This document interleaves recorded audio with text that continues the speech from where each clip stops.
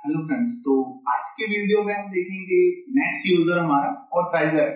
Last video में हमने देखा था मेकर्स का, और हम ऑथराइजर के बारे में देखेंगे। ऑथराइजर कैसे क्रिएट होता है और वो काम कैसे करता है। तो हम दो पार्ट्स में डिवाइड करते हैं हमेशा। यहाँ पे हम लिखते हैं जो यूजर है उसका क्या नाम होगा, ऑथराइजर। राइट, ये हो गया ऑथराइजर। काम क्या करता है, वर्क। राइट, और ये क्रिएशन कैसे होता है, क्रिएट कैसे होता है। ओके,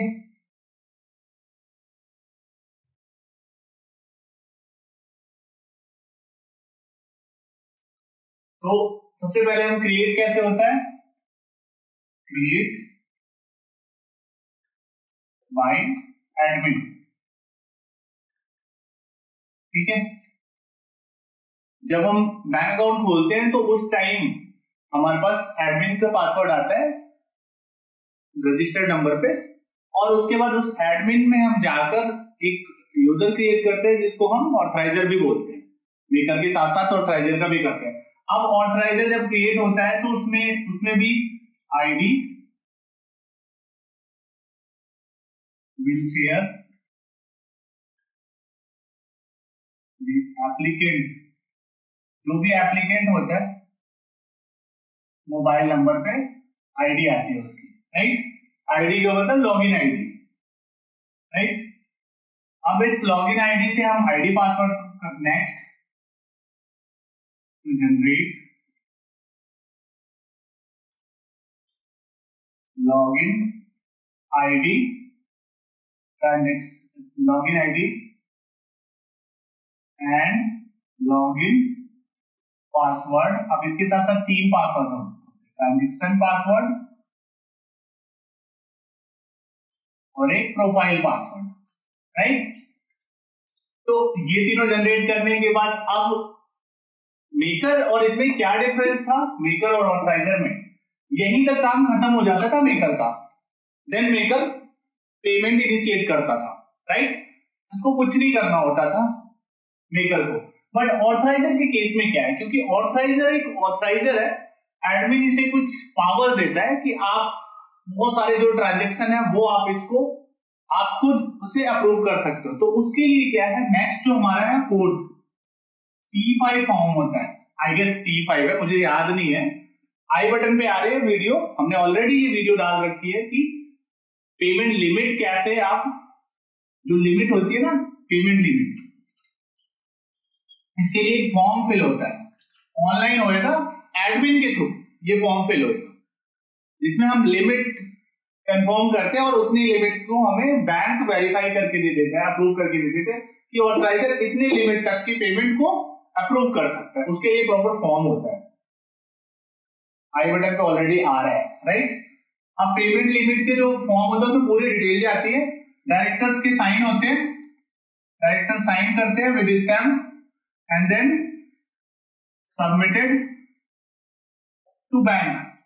बैंक में सबमिट होता है, कुछ टाइम लगता है, 3-4 working days, max to max 3-4 working days में आपका एक्टिव हो जाता है। अब एक्टिव कैसे देखेंगे वो नेक्स्ट वीडियो में बताएंगे हम। अगर एक्टिव के लिए पूछना है तो प्लीज कमेंट में करें, कमेंट में लिखें आप कि आपको कैसे एक्टिव दिखेगा। वो आपको एडमिन की साइट पे जाकर दिख जाएगा।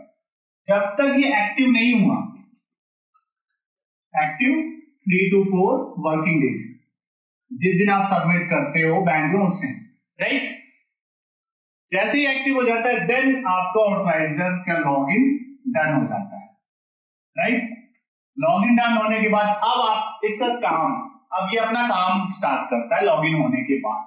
राइट, अब इसका काम क्या है, सबसे पहले टू अप्रूव, सेम वही सब कुछ है। वहां पे क्या था, टू इनिशिएट, जो मेकर का काम था तो इनिशिएट करना था, वो इनिशिएट करता था, स्टेप लेता था। और ऑथराइजर क्या करता है, मेकर का जो भी स्टेप होता है सॉरी, वो उसको चेक करके अप्रूव करता है, to approve the beneficiary. Second है to approve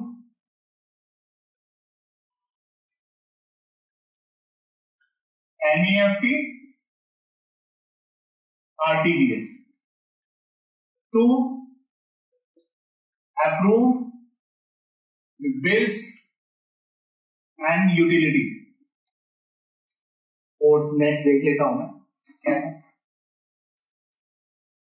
to approve, short form में लिख रहा हूं APP, the FD online, right.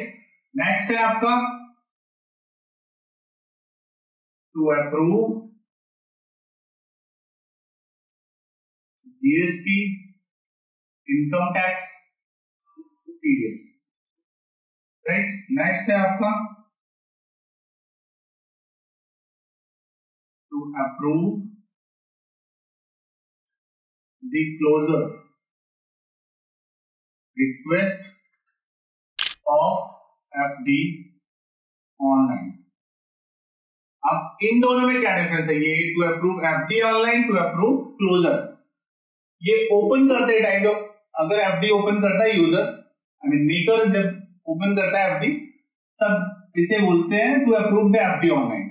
Open करते टाइम भी अप्रूव करेगा और जब क्लोज करना होगा तब भी अप्रूव करेगा, राइट। ठीक है, तो ओवरऑल ऑथराइजर का काम होता है कि जो भी मेकर प्रोसेस कर रहा है उसको वो क्रॉस चेक करे और उसे अप्रूव करे। अब ऑथराइजर दो अलग अलग भी हो सकते हैं, अलग अलग डिपार्टमेंट के अलग अलग ऑथराइजर क्रिएट कर सकता है एडमिन, राइट। अभी आपके माइंड में जो भी क्वेश्चन आ रहा है ना, आप बिल्कुल आप लिख सकते हैं, कमेंट में लिखें, हम जरूर कोशिश करेंगे कि आपकी जो भी क्वेरी है वो रिजॉल्व करेंगे, राइट। अब एक चीज है कि इसमें लूप होल्स है कुछ, लाइक ऑथराइजर डायरेक्ट पेमेंट नहीं कर सकता। अगर आप ये सोचे कि ऑथराइजर के पास पावर दे दी गई है, एडमिन ने पावर दे दिया है, तो क्या ये डायरेक्ट सारा काम कर सकता है? नहीं।